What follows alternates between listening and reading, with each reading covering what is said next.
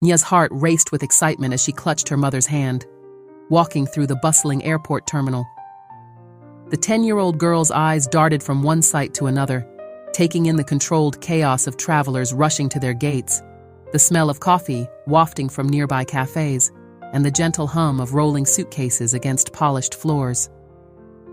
"Mom, is this really happening?" Nia whispered, her voice barely audible above the airport's ambient noise. She smoothed down her neat school uniform, a crisp white shirt tucked into a pleated navy skirt, feeling both proud and slightly out of place among the sea of casual travelers. Her mother, Dr. Amara Jenkins, smiled down at her daughter, squeezing her hand reassuringly. "Yes, sweetheart. Your first time flying first class, just like I promised." Dr. Jenkins, a respected businesswoman and frequent flyer, had decided it was time to share this experience with her daughter. It wasn't just a trip, it was a milestone, a small taste of the world Amara had worked so hard to access. As they approached the gate, Nia's excitement bubbled over. "Will the seats really be as big as you said?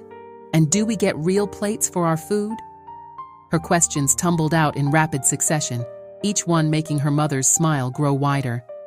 "You'll see for yourself soon enough." "Doctor," Jenkins replied, her voice warm with affection. She watched as Nia's eyes grew wide at the sight of the massive plane waiting just beyond the large windows. It was a moment of pure joy, untainted by the world's harsh realities, a moment Amara wished she could freeze in time. Boarding began, and Nia practically bounced down the jet bridge, her backpack thumping gently against her back with each step. As they entered the plane, the difference was immediately apparent. The first-class cabin was a world apart from what Nia had seen in movies or glimpsed when walking to the back of planes on previous trips. Plush, wide seats lined the cabin, each one looking more like a throne than an airplane seat. The overhead bins were already open, awaiting the passengers' belongings, and the soft lighting gave the entire space a warm, welcoming glow. "Row 2, seats A and B," Dr. Jenkins murmured, guiding Nia to their assigned spots. Nia slid into the window seat, her small frame nearly swallowed by the generous proportions. She ran her hands over the smooth leather armrests, marveling at the control panel built into it. "Mom, look, there's a button for everything," Nia whispered excitedly, careful not to be too loud in the hushed cabin. Dr. Jenkins chuckled softly as she stowed their carry-on bags in the overhead compartment. "Just remember, honey, we don't need to press all of them at once." As they settled in, Nia couldn't stop grinning. She felt like royalty, perched high in her seat, watching as other passengers filed past to the economy section. The novelty of it all, the extra legroom, the individual TV screens, the sense of exclusivity, was almost overwhelming. It was then that Susan, a middle-aged flight attendant with blonde hair pulled back into a tight bun, approached their row. Her practiced smile, which had greeted every first-class passenger thus far, faltered slightly as her gaze fell on Nia. "Good afternoon," Susan said, her tone polite but with an undercurrent of something Nia couldn't quite identify. "May I see your boarding passes, please?" Dr. Jenkins, who had been helping Nia adjust her seat, looked up. If she noticed the change in Susan's demeanor, she didn't show it. With a calm smile, she reached into her purse and produced 2 boarding passes, handing them over without comment. Susan's eyes flicked between the passes and Nia, a furrow appearing between her brows. "I'm sorry," she said, her voice taking on a sharper edge, "but these seats are reserved for first-class passengers." The words hung in the air for a moment, their implication clear. Nia felt a sudden chill, as if the temperature in the cabin had dropped. She looked up at her mother, confusion written across her young face. Dr. Jenkins' expression remained neutral, but Nia could sense a shift in her posture, a subtle straightening of her spine. "Yes, they are," she replied evenly. "And that's exactly why we're seated here." Susan's lips pressed into a thin line as she glanced at the boarding passes again. Nia watched the interaction, a knot forming in her stomach. She didn't fully understand what was happening, but she knew something wasn't right. The excitement that had been bubbling inside her just moments ago began to curdle into anxiety. "Very well," Susan said finally, handing back the boarding passes. But as she turned to leave, Naya caught the look of disbelief that flashed across the flight attendant's face. As Susan moved away, Naya tugged gently on her mother's sleeve. "Mom," she whispered, "did we do something wrong?" Dr. Jenkins turned to her daughter, her eyes softening as she met Naya's worried gaze. "No, sweetheart," she said firmly. "We didn't do anything wrong. Sometimes people make assumptions, but that's their problem, not ours." Naya nodded slowly, not entirely sure she understood. She settled back into her seat, but the carefree joy of earlier had dimmed. She could feel the weight of Susan's suspicious glances, could hear the hushed whispers of nearby passengers. The first-class seat, that had felt like a throne, now felt like a spotlight, drawing attention she hadn't asked for. As the rest of the passengers boarded, Nia tried to recapture her earlier excitement. She fiddled with the seat controls, flipped through the in-flight magazine, and peered out the window at the ground crew scurrying about on the tarmac. But a part of her remained on edge, waiting for the other shoe to drop. Little did she know, this was just the beginning. The incident that had started as a subtle crack in her perfect day was about to widen into a chasm, forcing Naya to confront realities she had been fortunate enough to avoid until now. As the plane prepared for takeoff, the true turbulence was yet to come, not in the skies, but right there in the first-class cabin. The gentle vibration of the engines thrummed through the cabin as the plane began to taxi.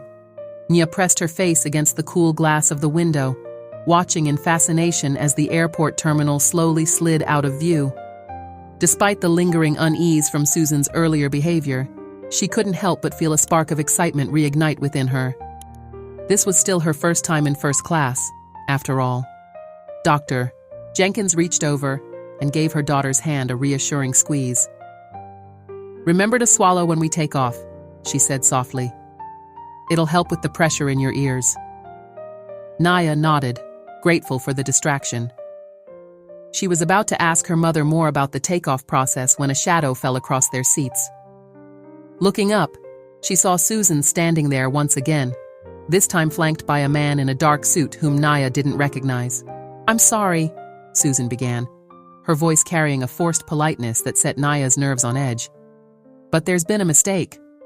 Dr. Jenkins looked up from her phone, her expression a carefully controlled mask of neutrality. "I'm sorry," she said, her tone indicating that she was anything but.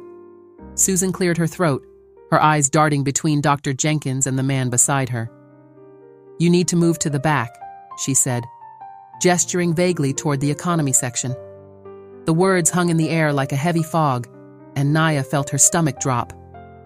She looked at her mother, silently pleading for an explanation, for reassurance that this was all just a misunderstanding. Dr. Jenkins' eyes narrowed almost imperceptibly. "I'm afraid I don't understand," she said, her voice calm but with an undercurrent of steel. "We have the correct tickets for these seats. We've been through this already." The man in the suit stepped forward slightly. "Ma'am, there seems to be some confusion about your seating assignment. If you could just gather your things—" "There is no confusion," Dr. Jenkins interrupted, her voice firm. "My daughter and I have valid first-class tickets for these exact seats. I would appreciate it if you could explain the nature of this supposed mistake." Naya's heart was pounding now, her earlier excitement completely evaporated. She could feel the eyes of nearby passengers on them, could hear the hushed whispers, and see the not-so-subtle glances. Some looked curious, others judgmental, and a few seemed uncomfortable with the unfolding scene. Susan's face tightened, a flash of frustration crossing her features. "Look," she said, her forced politeness slipping. "These seats are meant for—" "For what?" Dr. Jenkins cut in, her voice low but intense. "For whom exactly?" The implication hung heavy in the air, unspoken but unmistakable. Naya might have been young, but in that moment, she understood with painful clarity what was really happening. This wasn't about tickets or seating assignments. This was about something much uglier, something she had heard about but never experienced so directly before. "Mom," Naya whispered, her voice small and uncertain. "Maybe we should just—" "No, sweetheart," Dr. Jenkins said gently but firmly, never taking her eyes off Susan and the man in the suit. "We have every right to be here. We're not going anywhere." The man in the suit shifted uncomfortably, clearly realizing the situation was escalating beyond what he had anticipated. "Ma'am, I understand your frustration, but—" "Do you?" Dr. Jenkins asked, her voice sharp. "Do you really understand? Because from where I'm sitting, it seems that you and your colleague are making some rather problematic assumptions based on nothing more than how my daughter and I look." Susan's face flushed red, a mix of embarrassment and indignation. "That's not— We wouldn't—" she sputtered, but her protestations rang hollow. By now, the commotion had drawn the attention of nearly everyone in the first-class cabin. Naya could hear murmurs of discontent from some passengers. While others remained conspicuously silent, their discomfort palpable. "I want to speak to your supervisor," Dr. Jenkins said, her voice leaving no room for argument. "Now." Susan hesitated for a moment before nodding curtly. "I'll get the chief purser," she said, turning on her heel and striding quickly down the aisle. The man in the suit remained, looking increasingly uncomfortable. "Ma'am, I assure you, we're just trying to sort out a seating issue. There's no need for this to become complicated." Dr. Jenkins fixed him with a steady gaze. "It became complicated the moment your colleague decided to question our right to be here. Twice." Naya sat quietly, her eyes darting between her mother and the man in the suit. She felt a confusing mix of emotions: embarrassment at being the center of attention, pride in her mother's unwavering stance, and a growing anger at the unfairness of it all. As they waited for the supervisor to arrive, the atmosphere in the cabin grew increasingly tense. Other passengers shifted in their seats, some pointedly avoiding looking in their direction, while others craned their necks to get a better view of the unfolding drama. Nia's mind raced, replaying the events of the past few minutes. She thought about how excited she had been to fly first class, how proud she had felt in her neat school uniform. Now, that uniform felt like a target, marking her as someone who didn't belong in the eyes of people like Susan. The sound of approaching footsteps drew Naya's attention back to the present. Susan had returned, this time accompanied by an older woman with short gray hair and a stern expression. The woman's name tag identified her as Margaret, the chief purser. "What seems to be the problem here?" Margaret asked, her tone businesslike but not unkind. Before Dr. Jenkins could respond, Susan jumped in. "These passengers," she said, hesitating slightly over the word, "are in the wrong seats. I've asked them to move to their correct seats in economy, but they're refusing." Dr. Jenkins' eyes flashed dangerously. "That is not what happened," she said, her voice tight with controlled anger. "Your colleague here has twice questioned our right to be in these seats, despite being shown our valid first-class tickets. I want to know why." Margaret turned to Susan, her expression unreadable. "Is this true? Did you verify their tickets?" Susan nodded reluctantly. "Yes, but I thought there must have been some mistake. These seats are—" She trailed off, seemingly realizing the dangerous territory she was entering. "These seats are what?" Dr. Jenkins pressed, her voice hard. "Please, finish that thought." The tension in the cabin was palpable. Nia felt as if she could barely breathe, the weight of the moment pressing down on her. She wanted nothing more than to shrink into her seat, to disappear from the judging eyes and whispered comments. Margaret took a deep breath, clearly trying to assess the situation. "I apologize for any misunderstanding," she began, but Dr. Jenkins cut her off. "This isn't a misunderstanding," she said firmly. "This is discrimination, plain and simple, and I want to know what you're going to do about it." The word discrimination seemed to hang in the air, heavy and accusatory. Some passengers shifted uncomfortably in their seats, while others nodded in agreement. Margaret's expression tightened. "Ma'am, I assure you, our airline does not tolerate discrimination of any kind. If there's been a mistake, The only mistake, Dr. Jenkins interrupted. I was your staff's assumption that my daughter and I don't belong here based solely on our appearance. Now, are you going to address this issue? Or do I need to take this further?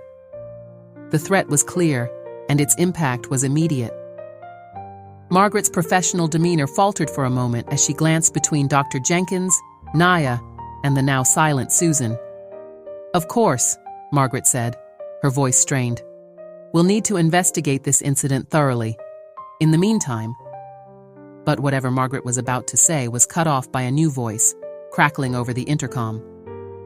Ladies and gentlemen, this is your captain speaking. We apologize for the delay in our departure.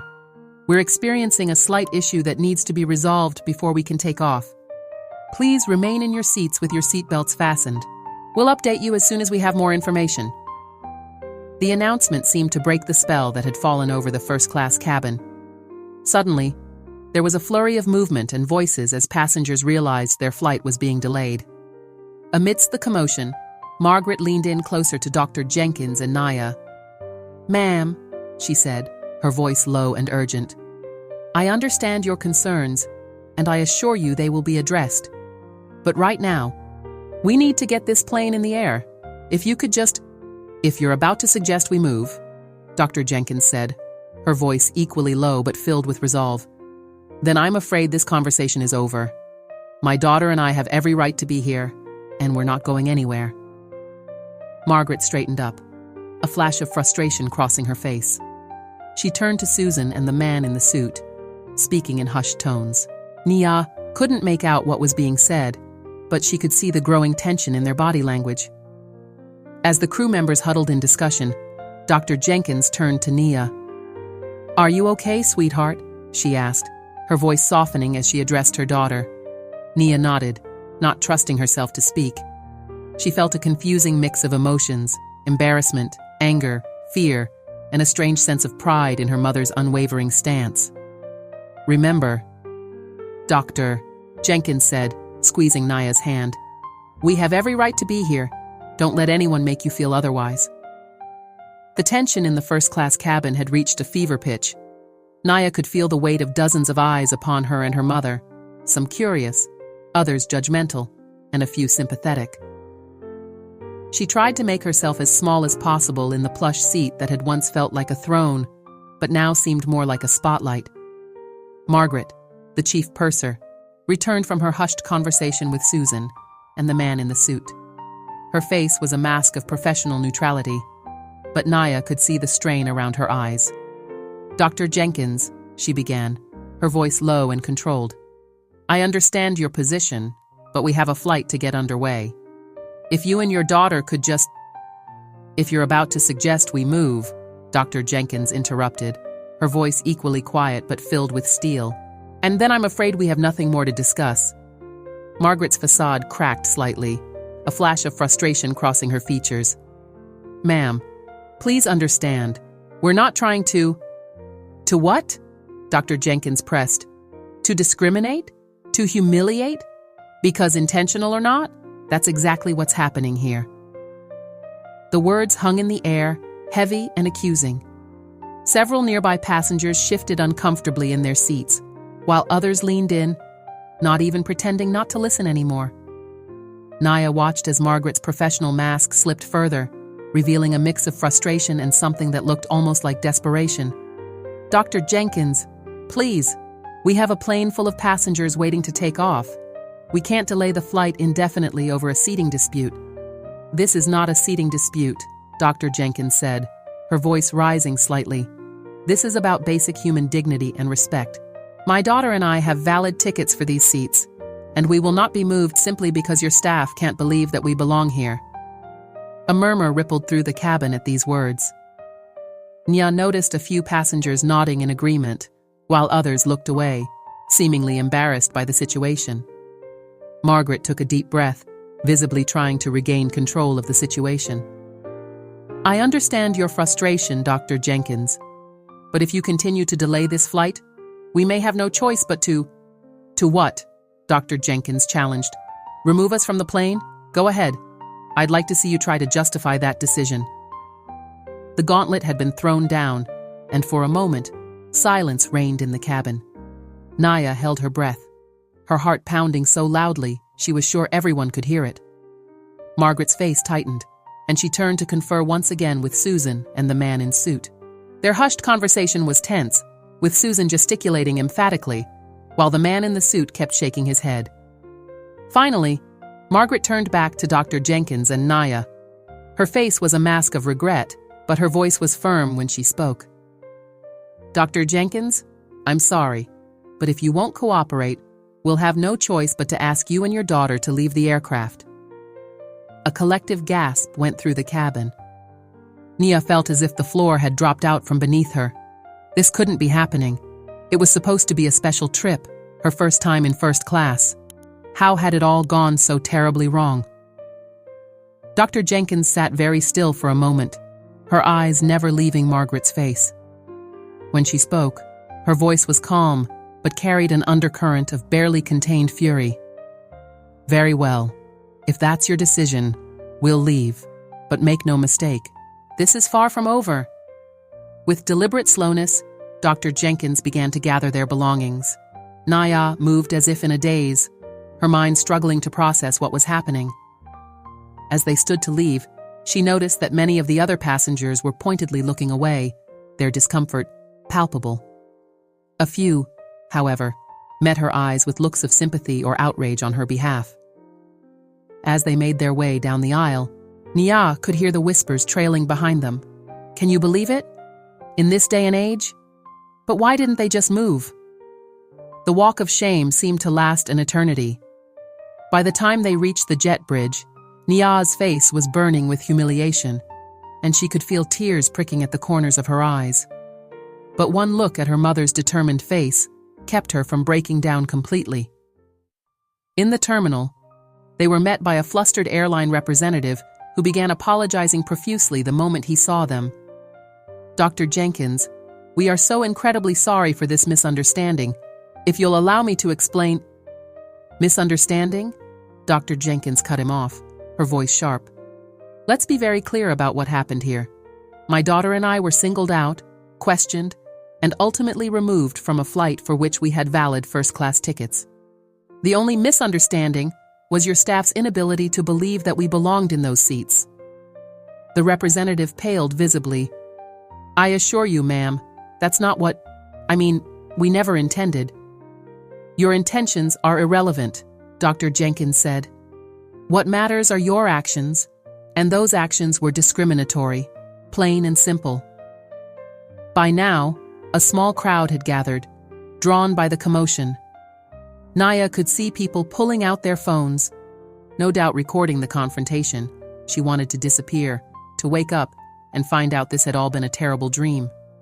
The airline representative, clearly out of his depth, tried again. "Dr. Jenkins, please, we'd like to make this right. We can rebook you on the next available flight, upgrade you to first class for your entire trip, and have us go through this humiliation all over again." Dr. Jenkins shook her head. "No, thank you. What I want is accountability. I want to know what you're going to do to ensure this never happens to anyone else." The representative fumbled for words, clearly unprepared for such a direct challenge.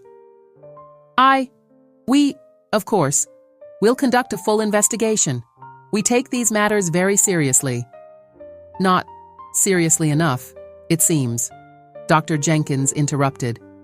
She turned to Naya, her expression softening as she addressed her daughter. "Come on, sweetheart. We're leaving." As they walked away, leaving the flustered representative behind, Naya finally found her voice. "Mom," she said quietly, "what happens now?" Dr. Jenkins squeezed her hand reassuringly. "Now, we make sure this doesn't get swept under the rug. What happened to us today? It's not okay, and we're going to make sure everyone knows it." They made their way through the terminal, drawing curious glances from other travelers. Nya could feel the weight of their stares, but her mother's words had kindled a small flame of determination within her. This wasn't just about their ruined trip anymore. It was about something bigger, something important. As they exited the airport into the bright afternoon sun, Dr. Jenkins pulled out her phone. "I need to make a few calls," she said, her voice filled with purpose. "This isn't over, not by a long shot." Naya nodded, a mix of emotions swirling within her. The excitement of the morning felt like a distant memory, replaced by a confusing blend of anger, hurt, and a growing sense of resolve. She didn't fully understand everything that had happened, but she knew one thing for certain. Her mother was right. This wasn't over.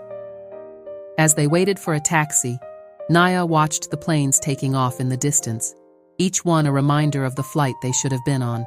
But instead of sadness, she felt something else stirring within her, a determination to make sure their voices were heard, to turn this painful experience into something meaningful. Little did she know, the events of that day were about to catapult them into the center of a much larger conversation, one that would reach far beyond the confines of that airport terminal. The journey that lay ahead would be challenging, but it would also be transformative, not just for Naya and her mother, but for countless others who had faced similar injustices in silence. As they climbed into the taxi, ready to head home and regroup, Naya took one last look at the airport. She couldn't shake the feeling that although their trip had been derailed, they were embarking on a different kind of journey, one that would leave an indelible mark on both their lives and the world around them. The soft glow of dawn was just beginning to paint the sky when Dr. Amara Jenkins sat down at her home office desk, her fingers hovering over the keyboard. She had spent a restless night replaying the events at the airport, her mind churning with a mix of anger, frustration, and determination. Now, as the rest of the world began to stir, she was ready to take action.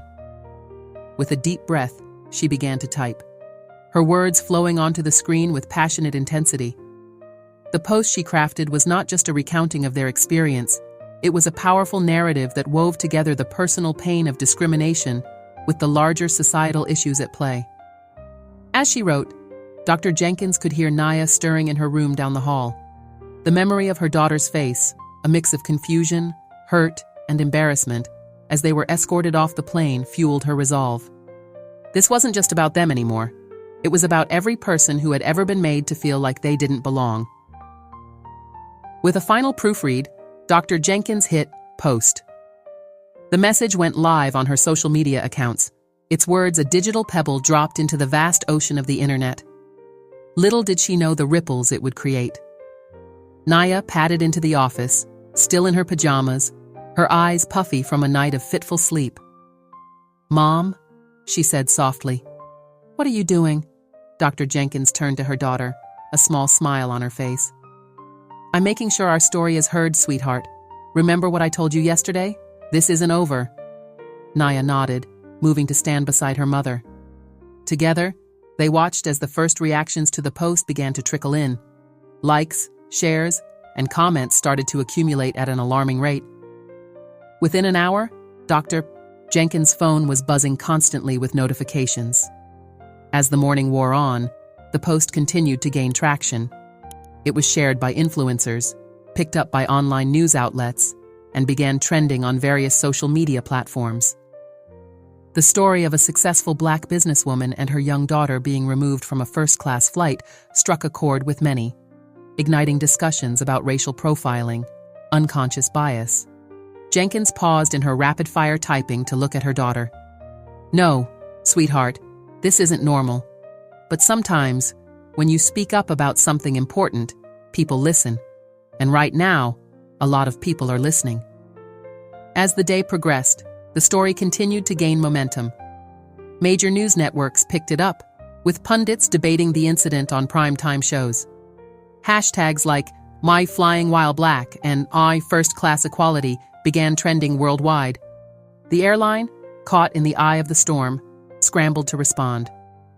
They issued a formal apology, promising a full investigation and immediate steps to address the issue. But for many, it was too little, too late.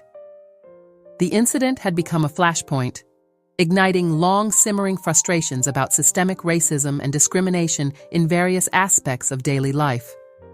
Dr. Jenkins found herself at the center of it all, fielding interview requests and speaking to journalists.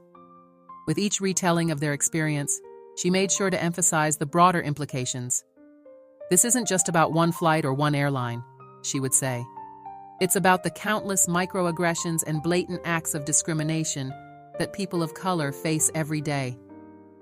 It's about the assumptions people make based on nothing more than the color of our skin. Naya, watching her mother navigate the media storm with grace and determination, felt a growing sense of pride. The hurt and humiliation of the incident were still fresh, but they were gradually being overshadowed by something else, a feeling of empowerment, of being part of something important. As evening fell, Dr. Jenkins finally stepped away from her computer and phone, exhausted but energized. She found Naya curled up on the living room couch, scrolling through her own phone with a furrowed brow. "What are you looking at, sweetheart?" Dr. Jenkins asked, sitting down beside her daughter. Naya looked up, her eyes wide. "People are sharing their own stories, Mom. So many people. I had no idea." Dr. Jenkins nodded, putting an arm around her daughter's shoulders. "That's why what we're doing is so important. By speaking up, we're giving others the courage to share their experiences too. We're showing them they're not alone." As they sat there, the TV in the background droned on with news coverage of their story. Naya's attention was drawn to a panel discussion where Susan, the flight attendant from their ill-fated trip, was being interviewed. Susan looked nervous, her usual confident demeanor replaced by a hesitant, almost contrite expression. "I never meant to discriminate," she was saying, her voice wavering slightly. I made assumptions, and I was wrong. I'm deeply sorry for the pain I caused Dr. Jenkins and her daughter." Naya felt a confusing mix of emotions watching Susan's apology. Part of her was still angry, still hurt by the way they had been treated. But another part of her felt a twinge of sympathy for the woman who now found herself at the center of a national controversy. "Mom," Naya said softly, "do you think Susan really understands what she did wrong?" Dr. Jenkins considered the question carefully. "I hope she does, sweetheart. But more importantly, I hope this experience helps her, and others like her, to recognize and challenge their own biases in the future." As the night wore on, the Jenkins household finally began to quiet down. The phone stopped ringing quite so often, and the constant ping of social media notifications faded to a more manageable level. Naya, exhausted by the day's events, was getting ready for bed when she overheard her mother on the phone in the hallway. "Yes, we'd be willing to participate in the training program," Dr. Jenkins was saying. "But I want to be clear, this can't just be a one-time thing. We need to see real, systemic changes." As she hung up, she noticed Nia watching her. "That was the airline," she explained. "They want us to help develop new training programs for their staff, to help prevent something like this from happening again." Nia nodded slowly, processing this information. "Do you think it'll make a difference?" she asked. Dr. Jenkins smiled, a mix of determination and hope in her eyes. "I think it's a start, sweetheart. And sometimes, that's all we need. A place to start." As Naya drifted off to sleep that night, her mind was swirling with the events of the past 2 days. The hurt and humiliation of their experience at the airport were still there, but they were now accompanied by something else, a sense of purpose, a feeling that their voices mattered. She thought about all the people who had shared their own stories, about Susan's apology, about the changes the airline was promising to make. It wasn't a fairy tale ending. Real life rarely provided those, but it felt like the beginning of something important. As she teetered on the edge of sleep, Naya made a silent promise to herself. She would never again stay quiet in the face of injustice, whether it was directed at her or at others. The journey ahead might be challenging, but with her mother's example to guide her, she felt ready to face whatever came next. Little did Naya know, this was just the beginning. The ripples created by their stand were about to grow into waves, touching lives far beyond their own and sparking conversations that would resonate across the nation. The story of 2 passengers removed from a first-class flight was evolving into something much bigger, a catalyst for change in a world that desperately needed it. The days following the airport incident blurred together for Naya in a whirlwind of activity. Her mother was constantly on the phone, giving interviews, or huddled over her computer, while their story continued to dominate social media and news cycles. Through it all, Naya found herself grappling with a storm of emotions she struggled to name, let alone understand. It was on a quiet Sunday afternoon, nearly a week after the incident, that Nia finally found a moment to breathe. She sat cross-legged on her bed, surrounded by the familiar comfort of her room, yet feeling strangely out of place. The plush purple comforter, the posters of her favorite musicians, the shelf lined with trophies from science fairs and debate competitions, all of it seemed to belong to a different Nia, one who hadn't yet experienced the harsh reality of discrimination firsthand. A gentle knock on the door pulled her from her reverie. "Naya," her mother's voice called softly. "Can I come in?" "Yeah, Mom," Naya replied, her voice barely above a whisper. Dr. Jenkins entered the room, her face etched with concern. She sat down on the edge of the bed, studying her daughter's face.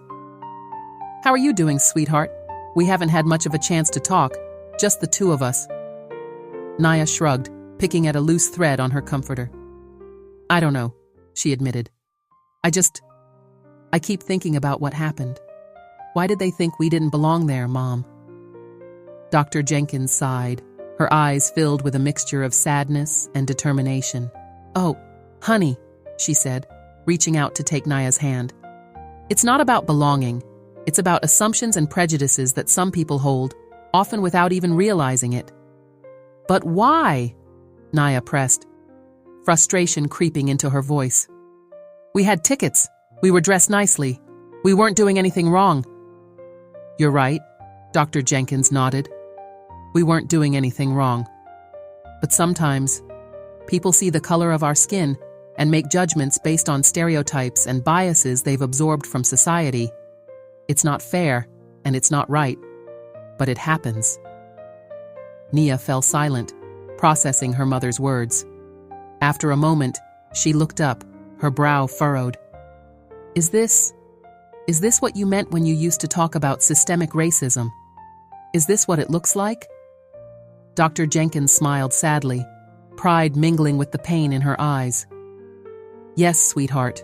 This is one face of it. It's not always big, dramatic events.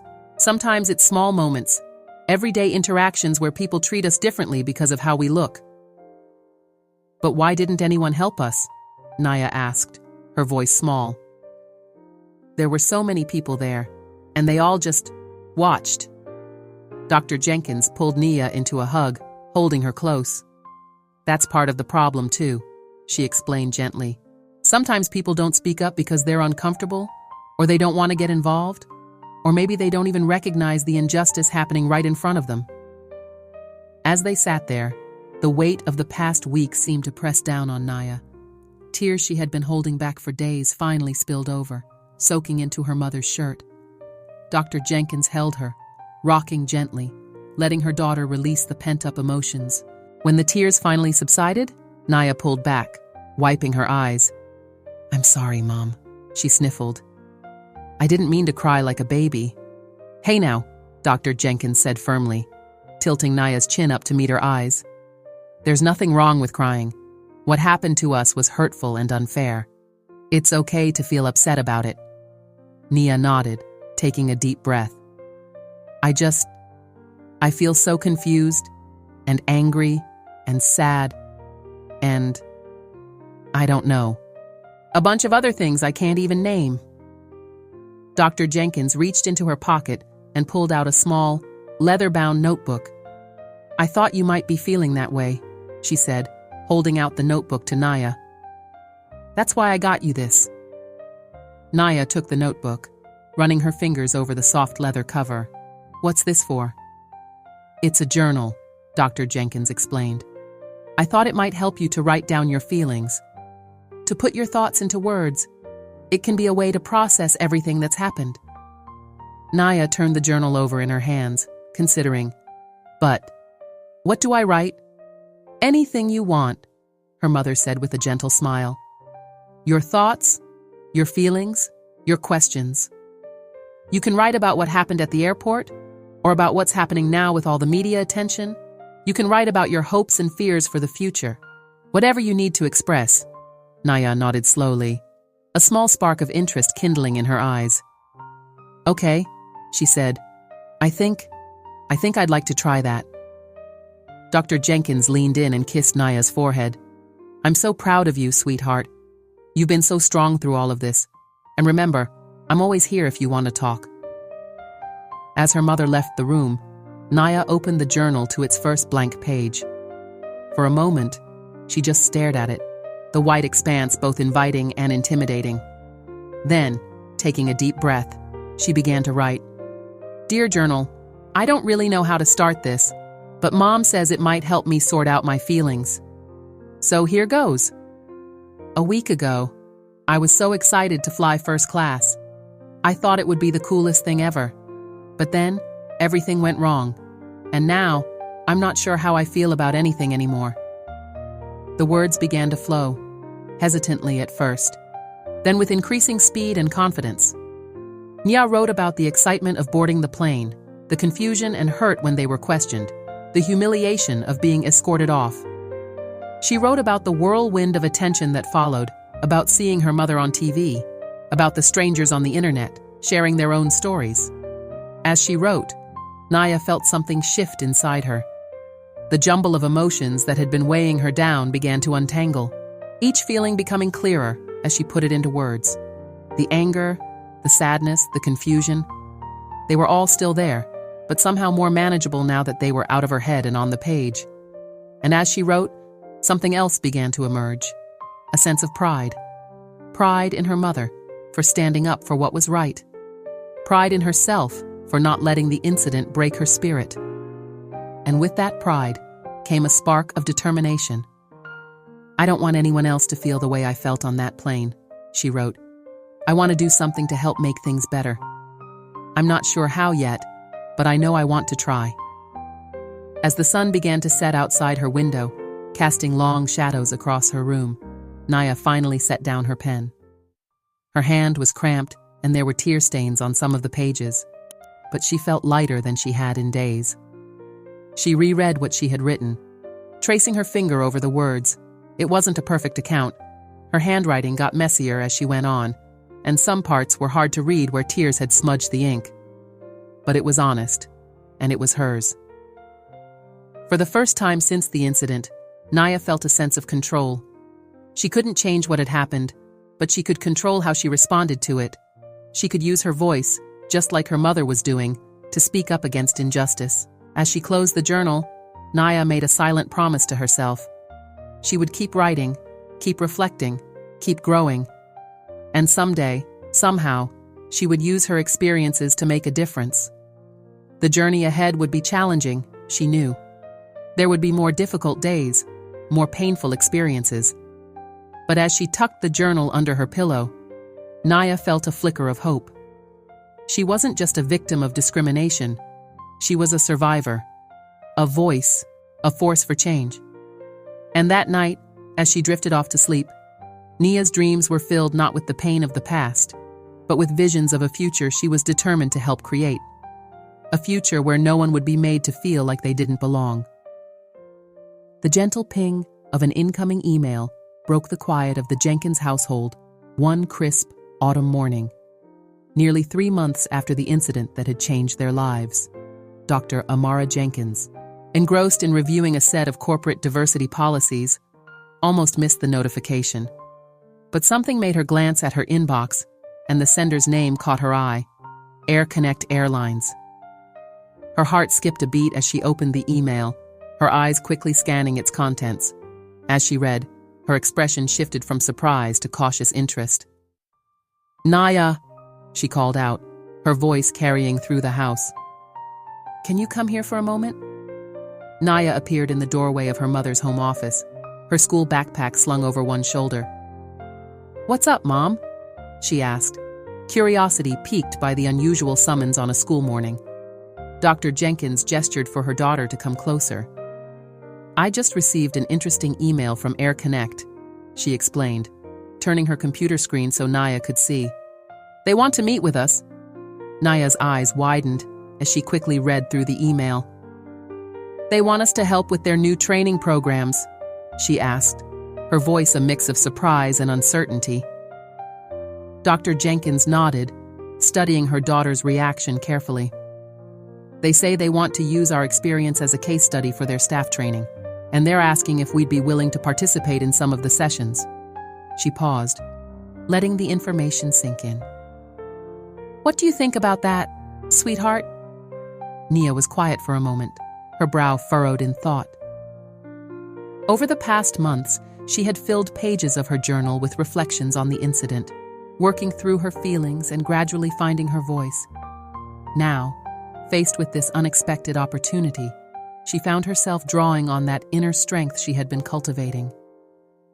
I think, she began slowly, choosing her words with care. I think it could be a good thing, if it helps prevent what happened to us from happening to someone else. She looked up at her mother, a spark of determination in her eyes. But only if they're really serious about making changes, not just doing this for show. Dr. Jenkins smiled, pride evident in her expression. That's exactly what I was thinking, she said, pulling Nia into a quick hug. How about we draft a response together after you get back from school? Nia nodded, a small smile playing on her lips. As she headed out the door, she felt a flutter of nervous excitement in her stomach. This wasn't how she had imagined her first day of 7th grade beginning, but somehow, it felt right. The next few weeks were a whirlwind of activity. There were meetings with Air Connect executives, discussions with legal advisors, and long conversations between Nia and her mother about what they hoped to achieve. Through it all, Nia found herself drawing on the strength and clarity she had discovered through her journaling practice. Finally, the day arrived for their first visit to Air Connect's corporate headquarters. As they walked into the imposing glass and steel building, Nia felt a mix of nervousness and determination. She clutched her journal in one hand, drawing comfort from its familiar weight. They were ushered into a large conference room, where a group of people were already gathered. Nia recognized some faces from news coverage of the incident, including several high-ranking airline officials. But it was one particular face that made her stop short. There, sitting at the far end of the table, was Susan, the flight attendant from that fateful day. Nia felt her mother's hand on her shoulder, a silent gesture of support. Taking a deep breath, she straightened her spine and walked into the room, her head held high. The meeting began with formal introductions and an overview of the new training initiative. As the airline representatives spoke about their commitment to change and their plans for the future, Nia found her attention continually drawn to Susan. The flight attendant looked different from how Nia remembered her, smaller somehow, and decidedly uncomfortable. When it was their turn to speak, Dr. Jenkins delivered a powerful address about the impact of unconscious bias and the importance of creating a truly inclusive environment. Then, to Nia's surprise, her mother turned to her. Nia, she said softly, would you like to say something? For a moment, Nia froze. This hadn't been part of the plan. But as she looked around the room, seeing the expectant faces of the airline officials, she knew this was her chance to make her voice heard. Slowly, she stood up, her journal clutched tightly in her hands. I wrote something, she began hesitantly. After what happened, maybe I could read it. At the encouraging nods from around the room, Nia opened her journal to a dog-eared page and began to read. The day we boarded that plane, I was so excited. It was supposed to be special, my first time in first class. Instead, it became the day I learned that some people would always see me as less than, no matter what I achieved or where I sat. As Nia read, her voice grew stronger. She spoke of the confusion, the hurt, the anger she had felt. But she also spoke of hope. Hope for a world where no one would be judged by the color of their skin, where everyone would be treated with dignity and respect. When she finished, there was a moment of profound silence in the room. Nia looked up to see several people wiping away tears, including, to her amazement, Susan. The airline's CEO was the first to speak. Thank you, Nia, he said, his voice thick with emotion. Your words, they bring home the reality of what happened in a way that no policy document ever could. From that point on, the meeting took on a different tone. It was no longer just about policies and procedures. It was about real people, real experiences, and real change. As the day wore on, Nia found herself engaged in conversations with various staff members, sharing her perspective and listening to their experiences. To her surprise, she even found herself in a quiet conversation with Susan during a break. "I'm so sorry," Susan said, her voice barely above a whisper. "I never meant. I didn't realize." Nia nodded, feeling a complex mix of emotions. "I know," she said simply. "But now you do, and you can help make sure it doesn't happen to anyone else." As they left the building at the end of the day, Nia felt drained but oddly exhilarated. She turned to her mother, a small smile on her face. "Do you think it made a difference?" she asked. Dr. Jenkins wrapped an arm around her daughter's shoulders. "I think it's a start," she said. "And sometimes that's all we need, a place to start." In the months that followed, Nia and her mother became regular participants in AirConnect's training programs. They saw policies change, watched as staff underwent intensive bias training, and witnessed a gradual but significant shift in the airline's culture. It wasn't always easy. There were times when Nia felt overwhelmed by the responsibility, times when she wondered if anything was really changing. But each time she felt discouraged, she would open her journal, read through her entries, and find her resolve strengthened once again. And slowly but surely, she began to see the impact of their efforts. Letters started pouring in from people who had heard their story and been inspired to speak up against injustice in their own lives. Other companies reached out, wanting to learn from AirConnect's example. 1 year to the day after the incident, Nia found herself once again boarding a plane. But this time, as she settled into her first-class seat, there were no questioning looks, no demands to see her ticket. Instead, she was greeted with warm smiles and respectful service. As the plane took off, soaring into the clear blue sky, Nia looked out the window, a sense of peace settling over her. The journey had been long and at times painful, but as she watched the world fall away beneath her, she knew that every step had been worth it. She pulled out her journal, now well-worn and filled with a year's worth of thoughts and reflections. On a fresh page, she began to write, "A year ago, I learned a hard lesson about the world. Today, I learned an even more important one, that we have the power to change it." Nia's pen flowed across the page of her journal as the plane cruised at altitude. She paused, looking out the window at the patchwork of land and clouds below, marveling at how much had changed in just 1 year. The incident that had once brought her pain and humiliation had become a catalyst for transformation, not just for her and her mother, but for countless others. As she continued writing, Nia reflected on the journey that had brought her to this moment. In the months following their involvement with AirConnect's training programs, Nia and her mother had become sought-after speakers on the topics of racial bias and corporate responsibility. Dr. Jenkins had taken a sabbatical from her regular job to focus on this new calling, and Nia found herself juggling school with an increasingly public role as a young activist. At first, the attention had been overwhelming.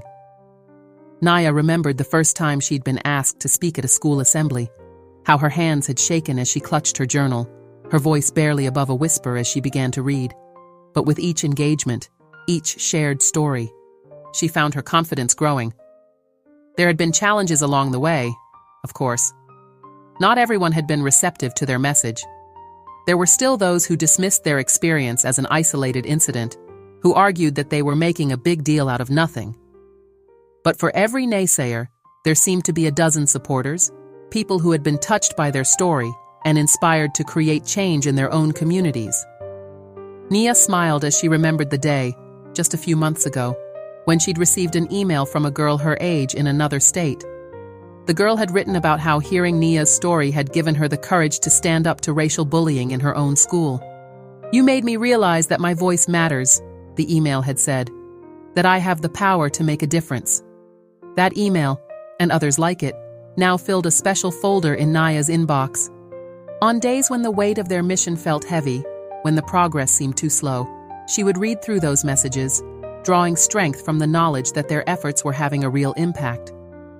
As Nia continued writing in her journal, Her mind wandered to the changes she'd witnessed within Air Connect. The airline had made good on its promises, implementing comprehensive bias training for all employees, revising its policies and procedures, and even creating a new executive position focused on diversity and inclusion. But perhaps the most significant change, in Naya's eyes, had been in the people themselves. She thought of Susan, the flight attendant who had been at the center of the original incident. Over the past year, Susan had become one of the most vocal advocates for change within the company. She'd taken it upon herself to lead workshops, sharing her own journey of recognizing and confronting her biases.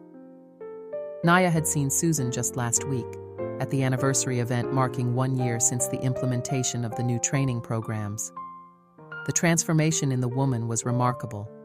Gone was the defensive, uncomfortable person Nia had first re-encountered in that conference room. In her place was someone confident, compassionate, and committed to making a difference. "It's because of you," Susan had told Naya, her eyes brimming with emotion. "You and your mother. You didn't just call out the problem, you stayed and helped us find a solution. You showed us a better way." As the plane began its descent, Naya closed her journal, her entry complete. She looked around the first-class cabin, taking in the diverse faces of her fellow passengers. There was a time when such a sight would have been rare, when she might have felt out of place. But now, it felt natural, as it should be. The captain's voice came over the intercom, announcing their approach to the airport. As Naya prepared for landing, she thought about the conference she and her mother were heading to. They had been invited to speak about their experience and the changes it had sparked, to share their story with a new audience. Once, the thought of addressing such a large crowd would have terrified her. But now, Naya felt only a sense of purpose. She had found her voice, and she intended to use it. As the plane touched down, Naya felt a gentle tap on her shoulder. She looked up to see her mother smiling down at her. "Ready?" Dr. Jenkins asked, a knowing look in her eyes. Naya nodded, returning the smile. "Ready," she confirmed, her voice strong and clear. As they disembarked, moving through the airport with ease, Naya couldn't help but compare this experience to that fateful day a year ago. The difference was palpable, not just in how they were treated, but in how she felt. Gone was the excited but naive girl who had boarded that first flight. In her place was a young woman with a mission, someone who had found her purpose. They made their way to the baggage claim, where a representative from the conference was waiting to greet them. As they exchanged pleasantries and headed towards the exit, Nia overheard a snippet of conversation from a nearby group of airline employees. "Did you hear about the new mentorship program?" one was saying excitedly. "They're pairing senior staff with employees from underrepresented groups. I've already signed up to be a mentor." Naya felt a warmth spread through her chest. This was why they did what they did, not for recognition or accolades, but for moments like these, evidence of real, lasting change. As they stepped out into the sunlight, Naya took a deep breath, savoring the moment. She thought back to what her mother had told her all those months ago. This is just the beginning. The world won't change overnight, but it will change because we'll make it change. Looking up at her mother, Naya saw the same determination reflected in her eyes. They had indeed made change happen, not just within one airline, but rippling out into the world at large, and they weren't done yet. As they climbed into the waiting car, ready to head to the conference center, Naya felt a familiar flutter of anticipation in her stomach. But this time, it wasn't nerves, it was excitement. Excitement for the stories they would share, the people they would meet, the minds they might change. "You know," Naya said as they pulled away from the curb, "a year ago, I never would have imagined we'd be here, doing this." Dr. Jenkins reached over and squeezed her daughter's hand. "Life has a way of taking us on unexpected journeys," she said. "The important thing is what we do along the way." Naya nodded, her free hand resting on the journal in her lap. "We make it count," she said softly. "We make it matter." As the car merged into traffic, carrying them towards their next opportunity to spark change, Nya looked out at the city stretching before them. A year ago, she had learned about the harsh realities of the world. But she had also learned about the power of resilience, the strength found in speaking up, and the change that could come from refusing to stay silent. The world wasn't perfect, far from it. There was still so much work to be done, so many minds to open, so many systems to change. But as Naya sat there, side by side with her mother, she felt ready for whatever challenges lay ahead. They had started this journey as two passengers denied their rightful seats. Now, they traveled forward as agents of change, their voices joining a growing chorus calling for a more just and equitable world. And as the city gave way to open highway, Naya smiled to herself. This wasn't the end of their story. In many ways, it felt like just the beginning. The road ahead was long, but with each step, each word, each small act of courage, they were helping to pave the way for a better future. A future where no one would be judged by the color of their skin, where everyone could feel they belonged. A future they were determined to help create. One conversation, one policy change, one opened mind at a time. The journey continued, and Naya was ready for every step of it. Disclaimer: this channel does not support or tolerate any form of discrimination, racism, prejudice, or violation of human rights. The stories presented here are original and created by the author with the aim of promoting reflection, awareness, and dialogue. All content is developed with respect for diversity and the dignity of all people.